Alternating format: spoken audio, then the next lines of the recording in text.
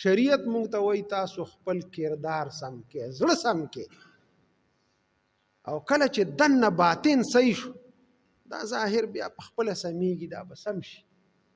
دا که بدرنګ می کنه. ابو هریره حضرت بلال رضی الله تعالی عنہ حبشي صحابي دی، تک تور، دا مکی مکرمه ته سره د رور نه راغلی، رور هم سره ډیره زمانه تیره کړه، غلامۍ کې سخت او تکلیفونه هم تیر کړل. مدینه منوره کې چې کله ژوند تیرو نو یو ځل یې د قریشو نه لور خورو غوښته، ای زما د رور له تاسو خاندان کې قریشو خاندان کې دا لور خور د دا راکې.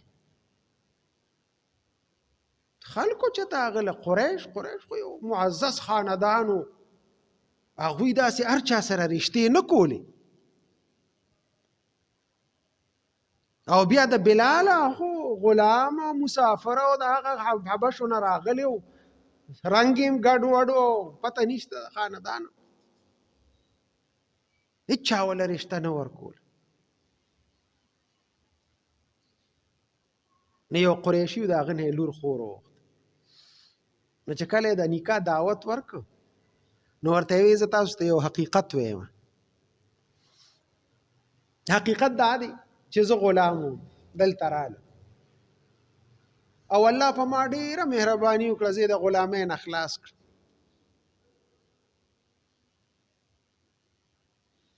او بیا زه په ګمراه وم، بیا الله را باندې دا مهرباني وکړه چې زه د ګمراهۍ نه په هدایت باندې کړم، ما ته سمه لار وښودله، الله ما سره ډېره مهرباني وکړه او زه اسلام ته راوستم، ما کلمه وویل او زه مسلمان د ګمراهۍ نه خدای خلاص کړ.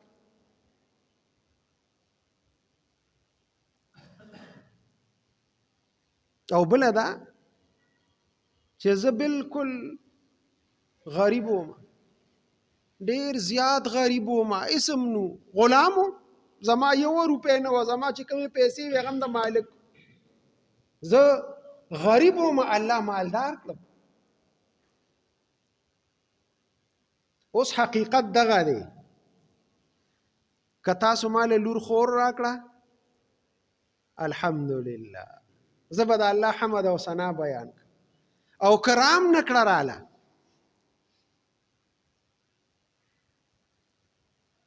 نو زه په هغې باندې تاسو نه ګیلهمن نه یم. حقیقت دا دی، خفګان نه نه کو، بس نه به راکوئ.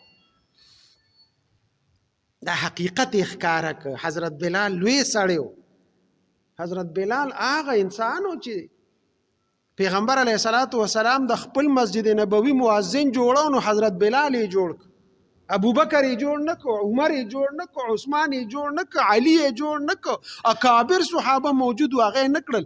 بلال ته یې ویل ته اذان وکړه، لومبې چې اذان فرض شو بلال ته یې ویل ته اذان وکړه. په سفر او په حضر کې پیغمبر علیه الصلاة والسلام سره به موجود و، د پیغمبر علیه السلام خادم خاص، د پیغمبر علیه السلام چې به څومره میلمانه راتلل د هغې د روټۍ چې ذمواري هغه حضرت بلال ته حواله وه، د دې خدمت په ته کې صدقې به راتلې او هغه به جمع کولې او هغه په میلمنو باندې خرج کولې. نو دا رنګه خو ډېر بدرنګ و، تک تور و، خو لیکن د هغه کردار او عمل او د هغه وینا هغه قریش مجبوره کړل په دې باندې چې د هغه رور له لور ورکړه، لوی خاندان، هغې کې خپل رور له لور خور ورکړه. هغوی د هغه رنګ ته ونه کتل، هغوی زړه ته وکتل چې حضرت بلال دا لوی سړی دی. نه اصل څیز چې دی هغه باطن دی، ظاهر نه دی. ظاهر هر څنګه چې یو بل صحابي دی سعد اسود ورته وایي، سعد نوم دی رضی الله تعالی عنه، اسود ورته ځکه وایي تک تور. پیغمبر اسلام اعلان وروړی، راغی پیغمبر علیه السلام ته وایي یا رسول الله زه خو دومره بدرنګ یم، په دې مدینه منوره کې زه وګرځېدم هېڅوک راله لور خور نه راکوي، زه دومره بدرنګ یم، څوک مې قبله یي نه. نو یا رسول الله که زه کلمه ووایم او زه مسلمان شم الله به مې قبول کی جنت به راکړي که نه دلته خو راله څوک ښځه هم نه راکوي نو هغه به راله هغه حور او جنت راکړي پیغمبر علیه السلام ورته وی بلکل به درکوي دله جنت به درکوي که کلمه دې وویل یا رسول الله کلمه راته ووایه زه مسلمان شم یا رسول الله زه مسلمان شم خو زه نوجوان یم او د مدینې په کوڅو کې ګرځم او واده غواړم او څوک واده نه راکوي وی ښه ولې به نه درکوي چې تا کلمه وویله ورشه هغه فلانکي صحابي کره ورشه یو خشته خاندانو هغوی کره ورشه او ورته ووایه چې ستا لور پیغله شوې ده او زما نکاح پیغمبر علیه السلام ورسره تړلې ده بس تړلې ده قصه ختمه ده دغه سعد رضی الله تعالی عنہ په منډه منډه راغی د هغوی دروازې له ورې ورته وټکه وویې زه راغلیم او پیغمبر علیه السلام زما نکاح ستا لور سره کړې ده هغوی ورته وی خپله لار نیسه دا ته څه خبرې کې چرته ته چرته زمونږ لور وی ځه رخصت یې که د دروازې دا خبرې دننه کور کې لور واورېدې چې وای پیغمبر علیه السلام را لېږلې دی او ما سره یې نکاح ولا هغه کړې ده او هغه را لېږلې دی او دوی واپس که مور او پلار پسې په منډه راووته وی دا تا څه کوې دا را لېږلي چا دی دا خو د دواړو جهانو سردار را لېږلی الله به ناراضه شي خدای په پیغمبر به ناراضه شي دا ته څه کوې زما قبول دی هر څنګه چې دی که تور دی او که سپین دی خو چونکې دی خو د دروازې نه رخصت شوی پیغمبر علیه السلام له په منډه منډه راغی وروستو ورپسې هغه د جینۍ مور او پلار هم رالل پیغمبر علیه السلام ورته وی دا هلک ما درلېږلی او تاسو را واپس که یا رسول الله مونږ خو را واپس که خو چونکې زمونږ لور مونږه منې کړو او بس مونږه درکړې ده چې تاسو وایه بلکل مونږ ته دا رشته قبوله ده حضرت سعد اسود ته وی لاړ شو ځان له سودا وکړه د واده ماده بس هغه لاړو بازار ته سودا موده یې کوله چې سودا یې کوله اوس په بازار کې یو سړی اعلان کوي پیغمبر علیه السلام جهاد له روان دی او تیاریو کې راځي شابه ځان تیار کی وای دا خو جهاد له تیاری کول غواړي بس هم په حقه پیسو باندې ځان له اسم واغشت تورې هم واغشته نیزې هم واغشته او جامې هم واغشته او را روان شو پاس باندې سور شو میدان جهاد ته راغی هلته شهید شو پیغمبر علیه الصلاة والسلام چې وکته چې سعد رضی الله تعالی عنه شهید شوی دی دا هغه سر مبارک یې راواغش په دې خپله غیږه مبارکه کې کېښود او صحابو ته وی د ده نکاح الله حورو سره وکړه جنت کې حورو سره وکړه او یو حورو سره د ده نکاح وشوه لاړ جنت ته حورو سره الله قبول کړ دا په ظاهر صورت باندې نه ده ظاهر به هر څنګه خو چې دا باطن ټیک وي سیرت ټیک وي یو عالم تیر شوی دی اعمش نومې دی اعمش خپل نومو سلیمان بن مهران ډېر لوی عالم تیر شوی دی اعمش دکتور بد شکله د کوفی اوسیدونکي و د ده ښځه چې ونه هغه د کوفی حسین ترینه ښځه وه بله ښځه په کوفه کې خشته نه وه یو ورځ ورته ښځې وي ما ته دواړه جنتیان یو زم جنتي یم او تم جنتي هغه ورته وایي څنګه جنتیان یو وایي ګوره ما ستا په شان تور سړی قبول کړی دی او ما په تا باندې صبر کړی دی ستا په رشته ما صبر کړی دی نو زم جنتي یم زه صبر کوونکی یم او الله وایي چې صبر کوونکي دي چې دا جنتیان دي او تم جنتی ځکه تا زما په شان حسین او جمیل ښځې باندې د الله شکر ادا کړی چې خدای شکر دی چې ما له داسې خشته ښځه راکړې ده نو زه شکر ګزار یم او دا د قرآن وینا ده چې شاکرین او صابرین دا دواړه جنتیان دي نو مو ته دواړه جنتیان دي دواړو خاندل لقمان حکیم صاحب تکتور الله باطن صفا کړو باطن ولا الله خشته کړو اوه هغه چې کوم نصیحتونه بچو ته کړي دي هغه خدای قرآن حیثه ګرځولې ده، داسې خشته نصیحتونه یې کړي دي. خپل زوی ته وایي بچي وایي ما ډېر درانه درانه څیزونه اوچت کړي دي. خپل بچي ته نصیحت کوي ډېر درانه درانه اوسپنې مې اوچتې کړي دي، کاڼي مې اوچت کړي دي. خو بچي بد ګاونډي دا د دې غر نم ډېر دروند دی. څونه قیمتي خبره یې کړې ده. بد ګاونډي اطلب الجار قبل الدار، د کور نه مخکې د ګاونډي وګوره چې ګاونډي دې څنګه دی. ګاونډي دا د بد ګاونډي دا د غټ غر نم دروند دی. خپل بچي ته دا نصیحت وی بچي ما ډېر تراخه تراخه څیزونه خوړلي دي، دا مرچکې هم ډېر تریخ دی او دا زهر هم ډېر تراخه دي، خو دا زهر او د مرچکو نه تریخ هغه فقر او غریبي ده. ګورې غریبي ده دا ډېره ترخه ده. کوم سړی غریبي د هغه ته پته لګي چې د خپلو بچو جامې نشي پوره کولی، د خپلو بچو روټۍ نشي پوره کولی، په نیمه خېټه بچو له روټۍ راوړي او په تکلیف او په مشقت باندې خوري او ارمانونه روز تر روزه د هغه ارمانونه رجي او هغه پوره کیږي نه. فقیر ته پته لګي فقیر هغه ډېر زیات تریخ دی، فقر ډېر زیات تریخ دی، غریبي ډېره ترخه ده. او خپل زوی ته وی بچي جنازو له ډېر ځه او خادو له ډېر مزه، جنازو له ډېر ځه شرکت پکې کوه. وی ځکه چې جنازې له لاړ شي اخرت به درته یاد شي، خدای به درته یاد شي، او ودونو له چې لاړ شي نو د دنیا رغبت په دې ډېر شي. نو د خادو له مزه ودونو له ډېر مزه. او داسې نور ډېر نصیحتونه د حضرت لقمان حکیم صاحب. نو لقمان حکیم صاحب د رنګه ډېر تورو خو د هغه باطن تک سپینو روښانه او برېښنا وه پکې. الله وله ډېر لوی علم او پوهه ورکړې وه. نو خبره ما دا کوله عزتمندو، دا ظاهر دا د دې خلکو دپاره دی، دا که ښه وي او که ښه نه وي دا ژوند د تیر به شي. باطن باندې کوشش پکار چې زموږ دا باطن ټیک شي، دا صحیح شي، الله سره هم تعلق جوړ شي. زموږ نوجوانان او مونږ خپله ټول زمونږ زیات ټیم هغه شیشې ته آینې ته تیریږي چې مونږ دا خپل ظاهر ټیک او د خپل د باطن کوشش نه کوو،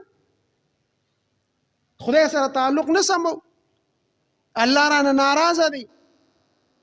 زه چرې مینې ته زه ولاړ نه یم چې یاره زه شو ګورم چې یاره زما په دې بدن کې د پیغمبر کومه طریقه نشته، زما ظاهر زه وګورم چې د پیغمبر د کومې طریقې خلاف دی. د هغې کوشش نه کوو، خدای رانه ناراضه دی، پیغمبر رانه ناراضه دی، زما اخلاق زما کردار زما عمل هغه د سره د انسانانو نه دی، د مسلمانانو خو پرېږده. او ویښته به اړوم نو په ویښتو اړولو باندې څه کېږي؟ دا خو چاله یوه نوڼی روټۍ هم نه ورکوي. علماو لیکلي دي د قرآن او د حدیث په رڼا کې و یو اسلام دی او یو ایمان دی. اسلام ظاهري اعمالو ته وایي، دا چې موږ جومات ته راشو او دس وکړو، قبلې ته مخ کړو، مونځ وکړو، تلاوت وکړو، یو سړی دی روژه ونیسي، ذکر و اذکار وکړو، دا څومره عبادات چې موږ ښکاره کوو دې ته اسلام وایي. چا سره ښېګړه کول، احسان کول، خوږه خبره کول، د چا مرسته و امداد، دا ټول اسلام دی. او یو ایمان دی. ایمان هغه عقیدې نوم دی، د عقیدې، او هغه په زړه کې پټ وي چې زما عقیده صحیح ده، زه الله واحد لا شریک ذات ګڼم. اوس دې کې د ښکاره څه نشته، به زما زړه کې یو خبره ده چې زه الله یو منم، بل څوک ورسره شریک نه ګڼم. پیغمبر علیه السلام اخیری پیغمبر منم. اوس په خولې د دې ته ضرورت نشته او نه دې سره د خولې د ظاهر سره تعلق دی، بس دا زما د زړه یو کیفیت دی او دې ته وایي ایمان. دا اسلام چې دی نو دا د خلکو د پاره دی، دا د خلکو د پاره، او ایمان چې دی نو دا د خدای د پاره دی. زه مونځ کوم، زه قبلې ته مخ کوم، زه تلاوت کوم، زه د مسلمانانو په شان ژوند تیروم، دا زه د دې خلکو د پاره کوم، د دې خلکو د پاره داسې کوم چې زه د معاشره کې اوسېږم او دا یو مسلمانه معاشره ده. څنګه چې دا مسلمانان دي دغسې زه مسلمان یم. یو مسلمان سره خلک کم برتاو کوي، کم معاملات کوي چې هغسې معامله ما سره هم وکړي. څنګه دوی مسلمانان دي دغسې زه مسلمان یم.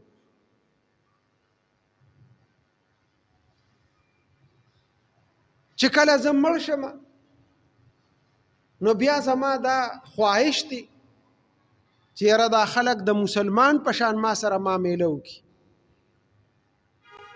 مسلمان له به غسل ورکې، مسلمان به جنازه کې، مسلمان به کفن ورکې، مسلمان به د مسلمانانو په قبرستان کې ښخې. د مرګ نه وروسته زه دا تمه لرم چې یاره دا خلک به ما سره دغه معامله کوي.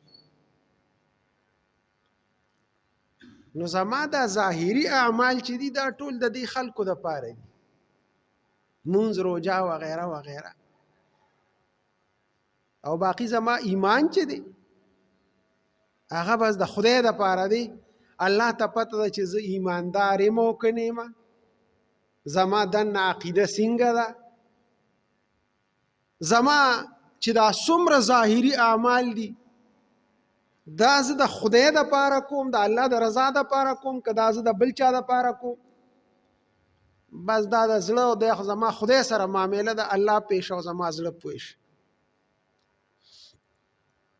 صحابه یو ځل یو جهاد لتلی،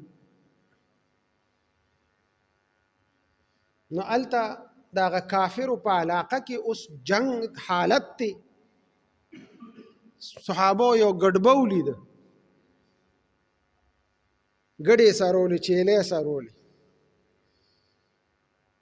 صحابه راونیوه مړی هغه په چغه چغه کلمې ویلې، اشهد ان لا اله، اشهد ان لا اله.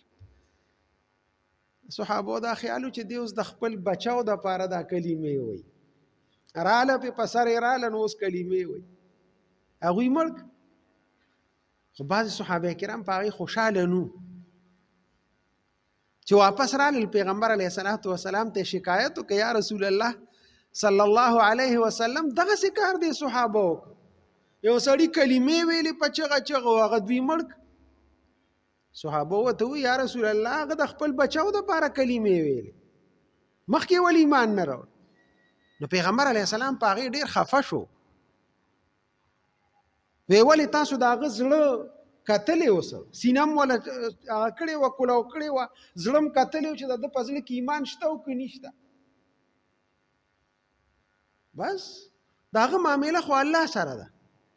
اوس ظاهري هغه کلمه ویله، تاسو ورسره د مسلمانانو معامله کړې وه، دا ظاهري په چغه چغه کلمه دا اسلام او باقي زړه هغه الله سره معامله ده چې څه وي.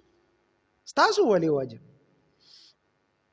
شریعت مونږ ته دا وایي، اسلام مونږ ته دا وایي چې دا خو فرایض دي، دا اسلام طریقې دي، مونځ کول، روژه، جومات ته راتلل، تلاوت، ذکر او اذکار، د الله بندگانو سره حسن سلوک، دا خو ظاهري اعمال دي، دا به کو. خو اصل سیس چې دی نو هغه باطن، چې زمونږ باطن روغ شي.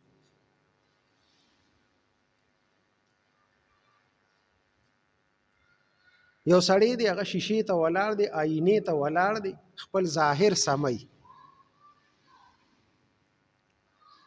دا ظاهر چې دی سموي دا د خلکو دپاره سموي چې زما ټوپۍ صحیح وي، زما شکل صورت صحیح وي، زه بدرنګ ښکاره نه شم.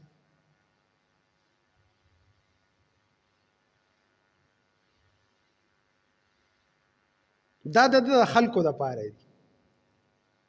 او د دې چې کوم اخلاق دي د دې چې کوم کردار دی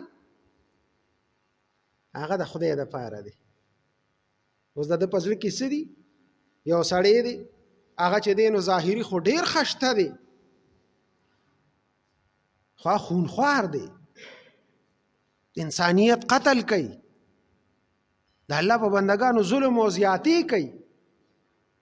نو ظاهري خو دغه شکل و صورت ته ډیر خشته دی خو لیکن باطن د هغه ډیر بدرنګ دی، اخلاق یې خراب دي، کردار یې خراب دی، عمل یې خراب دی.